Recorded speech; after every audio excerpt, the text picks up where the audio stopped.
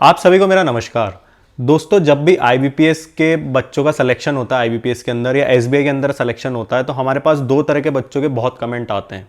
एक तो होता क्या है कि जिनको आईबीपीएस एसबीआई के अंदर जॉब करते हुए 6 महीने 1 साल हो जाता है, वो लोग काफ़ी पूछते हैं कि सर हम क्या आरबीआई ग्रेड बी की, आरबीआई असिस्टेंट की, आरबीआई के अंदर जॉब की तैयारी कर सकते हैं क्या अब, क्योंकि हमको यहाँ पे अच्छा नहीं लग रहा है, या जो भी XYZ जो भी कारण रहते हैं उसके ऊपर मैं नहीं जाऊँगा। कोर बैंकिंग सेक्टर के बारे में हम पहले ही काफ़ी कुछ वीडियो बना चुके हैं।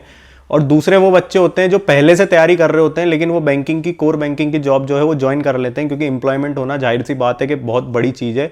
वो सबसे पहले इंपॉर्टेंट होती है और उसके बाद वो तैयारी जो है वो अपनी कंटिन्यू रखना चाहते हैं। लेकिन कई बार बच्चों को जो है तैयारी कंटिन्यू रखने में दिक्कत आती है।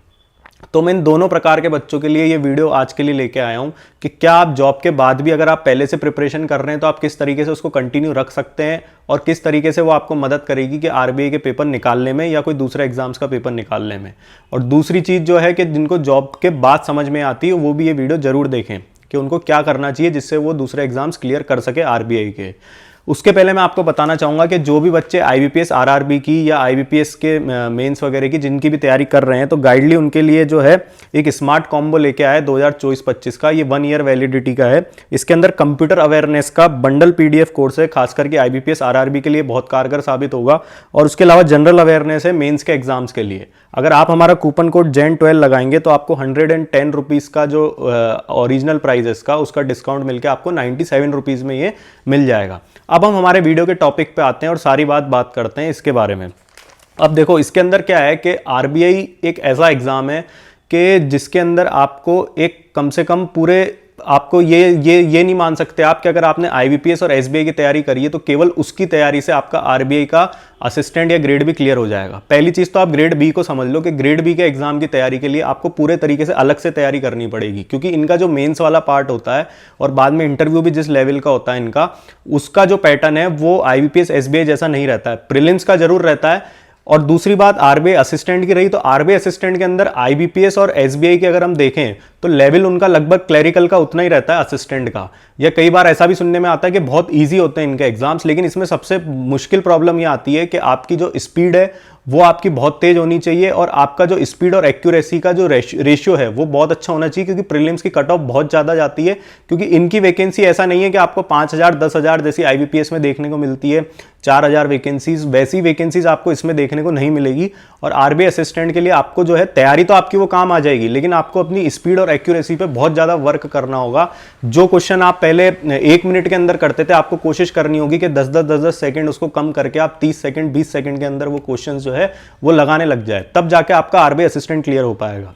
आरबीआई असिस्टेंट में एक और खास बात ये रहती है कि अगर आप किसी दूसरे स्टेट से देने की सोच रहे हैं, काफ़ी सारे लोग मुंबई रीजन से देने की सोचते हैं क्योंकि वहाँ वैकेंसीज ज़्यादा आती है, तो ये चीज़ दिमाग में बैठा लेना कि इसका एलपीटी आपका एसबीआई क्लर्क या आईबीपीएस क्लर्क जैसा नहीं होता है कि केवल नाम के लिए होता है और आपका सिलेक्शन हो जाता है। आरबीआई जो एलपीटी है वो बहुत सख्त एलपीटी कराता है, और अगर आपने वहाँ की लोकल लैंग्वेज नहीं पढ़ रखी है तो उसकी तैयारी भी साथ में शुरू कर देना, क्योंकि बिना उसकी तैयारी के आपका बहुत सारे बच्चों का एलपीटी रुक जाता है। यहाँ तक कि जो लोकल लैंग्वेज जिनको आती है, जिन्होंने पूरे स्कूल के अंदर या कॉलेज के अंदर वो लैंग्वेज पढ़ी, उसके बाद भी वो बच्चे फेल हो जाते हैं। क्योंकि आरबीआई के अंदर क्या रहता है कि आपको लोकल लैंग्वेज का एलपीटी जो है वो देना ही पड़ता है। ऐसा नहीं होता कि अगर आपने 10-12 में वो लोकल लैंग्वेज पढ़ी या कोई सर्टिफिकेट कोर्स है तो आपको एलपीटी नहीं देना पड़ेगा। वहाँ पूरे तरीके से कंपलसरी होता है और हर बार इसके ऊपर कोर्ट केसेस वगैरह होते हैं, तो इतना आसान नहीं होता इसका एलपीटी निकालना। तो आपको अगर आरबीआई की तैयारी जॉब के साथ करनी तो ये ध्यान रखना कि प्रीलिम्स, मेंस और एलपीटी इन तीनों की तैयारी एक साथ करना, ताकि आपको बाद में जाके रिग्रेट ना हो कि मैं एलपीटी तक पहुंच गया था और मेरा एग्जाम रह गया।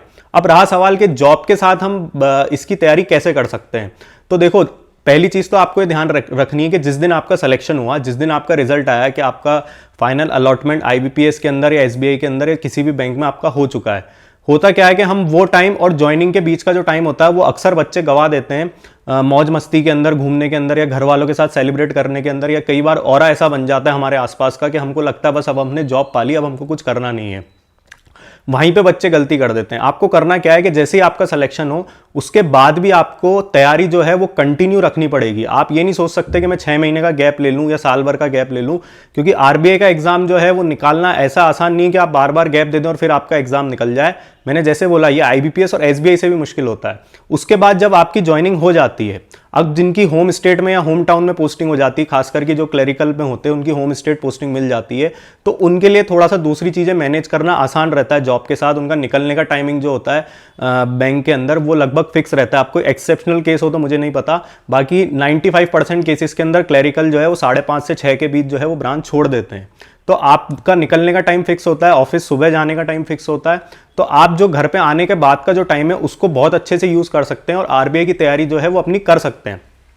अब रहा सवाल कि अगर आप ऑफिशियल लेवल पोस्ट पे हो और अगर आप दूसरे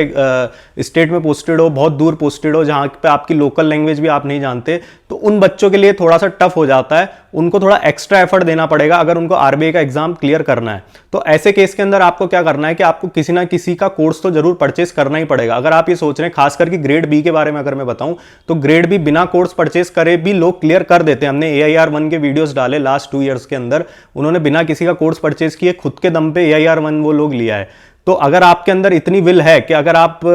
एग्जाम क्रैक कर सकते हो तो फिर बात अलग है, लेकिन सेफर साइड के लिए, क्योंकि रेगुलेटरी बॉडीज के एग्जाम में होता क्या है कि जो जिसका भी आप कोर्स परचेस करते हो वो बस केवल एक गाइडलाइन आपको दे सकता है। इसके अंदर ऐसा नहीं होता है कि आखिरी 6 महीने में या 6 साल में जो एग्जाम पैटर्न आ रहा है आप केवल उसकी तैयारी कर लो, जीए का रट्टा लगा लो तो आपका एग्जाम क्लियर हो जाएगा। हमने देखा आरबीआई के अंदर जीए जो है वो बहुत हाई लेवल की आती है और असिस्टेंट के अंदर अक्सर बच्चे इसके अंदर होते हैं। तो आपको जो लोग तैयारी करा रहे हैं इसकी वो केवल गाइड दे सकते हैं। इन द एंड आपको मेहनत आपकी खुद की ही काम आएगी, लेकिन एक बार आपका रूटीन सेट हो जाएगा अगर आप कोई कोर्स परचेज कर लेते हो।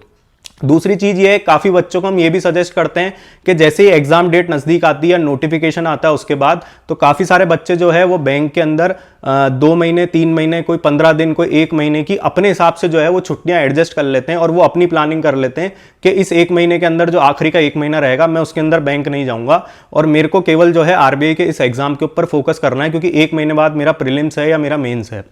खासकर कि जो मेंस के लेवल पे पहुंच जाते हैं, प्रीलिम्स में तो फिर भी ज़्यादा छुट्टियां बच्चे नहीं लेते, लेकिन मेंस में आपको छुट्टियों की जरूरत बहुत ज़्यादा पड़ती है। तो इसलिए जब आप बैंक ज्वाइन करें तो उस वक्त ये थोड़ा सा सोच लें कि आपके पास छुट्टियां नहीं है तो थोड़ी छुट्टियां बचा के चलें, ताकि आपके एग्जाम के लिए बाद में आपको थोड़ी सी काम आ सके। और साथ ही आपको एक्स्ट्रा एफर्ट तो थोड़ा लगाना पड़ेगा, आपको सुबह भी जल्दी उठना पड़ेगा। हमने एक माधव बाबर का इंटरव्यू डाला था, वो एक बैंक के अंदर क्लरिकल के अंदर पोस्टेड था और उसका बहुत ही हेक्टिक शेड्यूल था, मतलब आसान नहीं थी उसकी ब्रांच में काम करना। वो 4 साल से आरबीआई असिस्टेंट की तैयारी कर रहा था और आखिरी में जाके उसका एग्जाम क्लियर हो गया। उसने उस पूरे इंटरव्यू के अंदर ये बताया कि किस तरीके से उसने अपना रूटीन सेटअप किया, वो सुबह कितनी जल्दी उठता था, रात को कब तक वो सोता था। आपको अपनी दूसरी चीजें जो है वो एडजस्ट करके चलनी पड़ेगी। और इसके साथ में एक चीज और बोलना चाहता हूं, कई बार होता क्या है कि आरबीआई की पॉपुलैरिटी और क्रेज इतना ज्यादा है कि बच्चे उसके पीछे ही पागल हो जाते हैं और जो दूसरे एग्जाम्स आते हैं जैसे जीआईसी का, यूआईसी का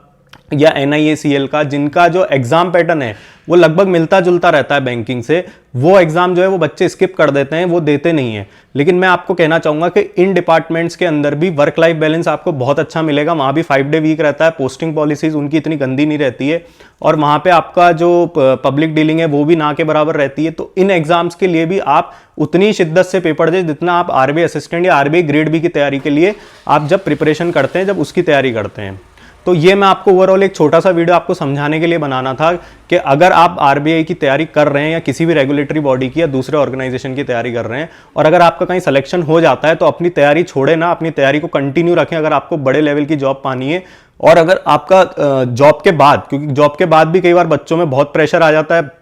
क्योंकि कोर बैंकिंग में काम करना आसान नहीं रहता है, अगर उसके बाद आपको लग रहा है कि मुझे आरबीआई की तैयारी अब स्टार्ट करनी चाहिए तो आपको पहले से ज्यादा एफर्ट लगाना पड़ेगा। आप ये नहीं सोच सकते कि मैं केवल 1 घंटा पढ़ के या 2 घंटा पढ़ के आरबीआई का एग्जाम क्लियर कर दूं। आरबीआई के लिए आपको ज्यादा एफर्ट लगाना पड़ेगा और अगर आपको जॉब के बाद ही चीजें समझ में आ रही है तो आपके लिए जो है वो असिस्टेंट थोड़ा सा जो है वो ईजी बन सकता है, क्योंकि ग्रेड बी का जो मेंस का पार्ट होता है वो थोड़ा अलग तरीके का होता है। तो अगर आप मान लो कॉमर्स बैकग्राउंड से हो या आपने थोड़ी सी पहले वहां की फाइनेंशियल अवेयरनेस, इकोनॉमिक्स वगैरह जो भी आती है वो पढ़ रखी, तो फिर भी आपके लिए चीजें आसान हो सकती है। दूसरी चीज इसके अंदर ये है कि अगर आपका 1 साल आप तैयारी करते हो और आपका होता नहीं है तो आपको हौसला नहीं खोना है, क्योंकि आरबीआई का एग्जाम ऐसा होता है कि कईयों को 2-2, 3-3, 4-4 साल भी लग जाते हैं इसको क्लियर करने के लिए। जो लास्ट टाइम AIR-1 आए थे आरबीआई ग्रेड बी के अंदर, उन्होंने खुद ने बताया था कि कैसे उनका वो अपना टेलीग्राम चैनल चलाते थे जहां पे वो फ्री के अंदर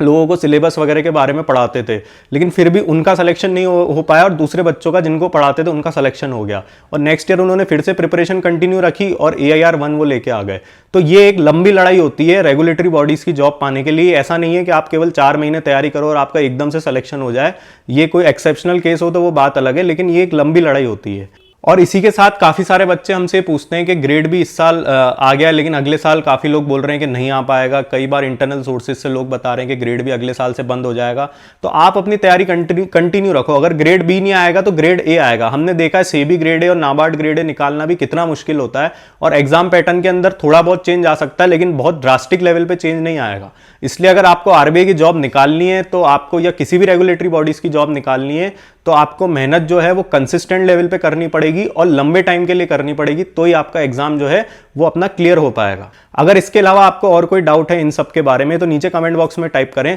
और हमारी चैनल को लाइक शेयर सब्सक्राइब करें। आप लोग का बहुत बहुत धन्यवाद।